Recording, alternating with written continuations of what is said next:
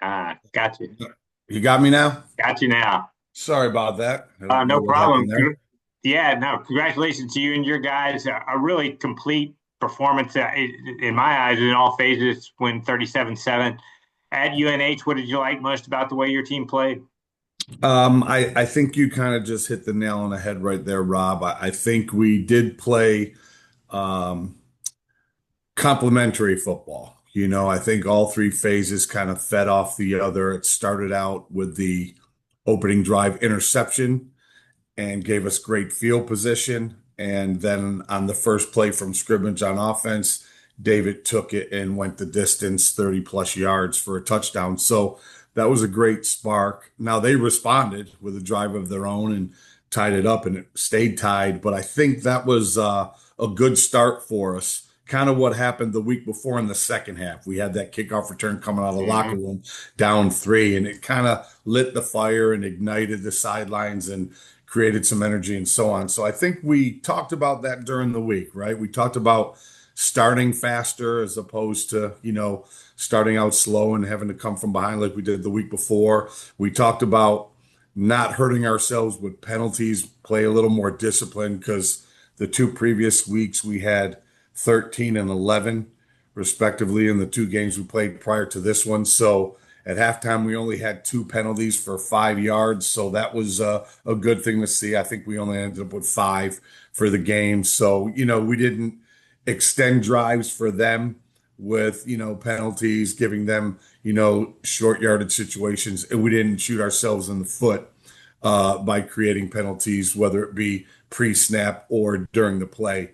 We had a couple, but nothing too crazy. So that was good to see. So we played a little more focused, a little more disciplined, still gave great effort. So they've been playing hard. I think I've said that all year. They've been giving great effort on the field. We just need to clean up some of the execution and some of those, mental lapses that we had pre and post snap. So that was good. It was really good to see. Like I said, the start of the game with the interception really sparked us, and we kept going. And both teams held on to the football. I think they had a drive that was double-digit plays in over 7 minutes, and they had another one that was, I think, 6 plus minutes. And then we had one.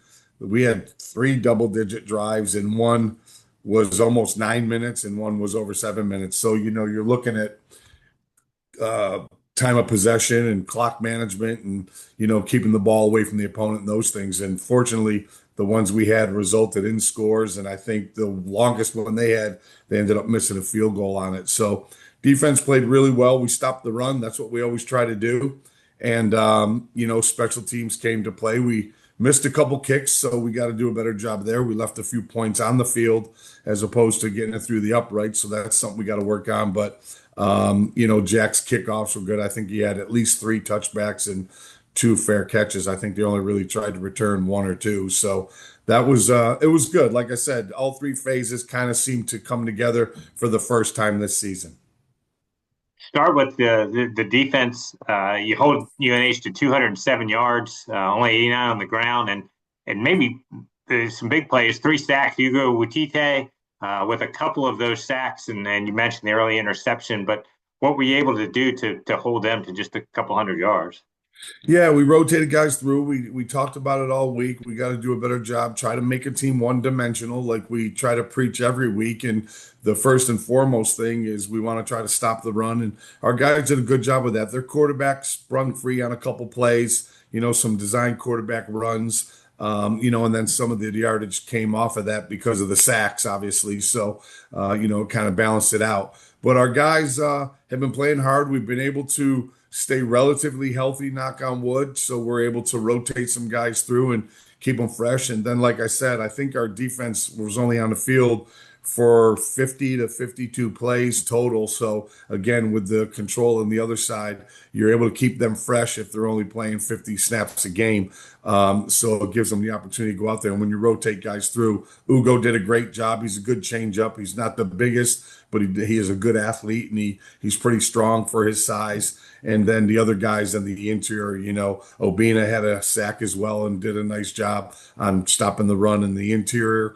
And, and our secondary's coming along. We're starting to play better coverage. We're starting to, do a better job down the field, playing the ball in the air and so on. I think we had one penalty down the field. Guy got behind us a little bit. We got a little handsy on him and got there a little bit before the ball. But that's starting to, come along as well with the guys we're rotating in the secondary. So a lot of different packages based on personnel of the offense, but our defense is starting to mature a little bit, especially in some of the young spots we have that are playing for us, especially in the back end.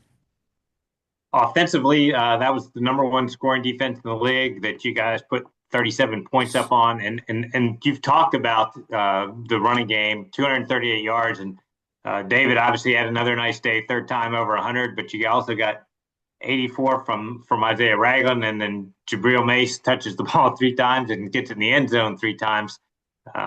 Just talk about the ability to move the ball on the ground, and then just obviously it got a big day from your offensive line too. Yeah, those three guys played significant snaps for us last year, so they do have some experience, even though they're, sophomores on the field. Ragland's a junior in the classroom, and so is Jabril, but they're sophomores eligibility. But they have played some good football for us, and the line is the returning line from a year ago. So the more they play together, the better they're gonna, get each year. The center to the left side are all fifth and sixth year guys. The two guys on the right side, McCullers and Fay, they're juniors in the classroom as well, redshirt sophomores on the field, but they did play a lot of football for us. So they're three good running backs. You like to spread the wealth as much as you can and give them all opportunities, and we're able to do that on Saturday. They all have a different skill set from a size and maybe a speed perspective, but they all run the ball pretty strong.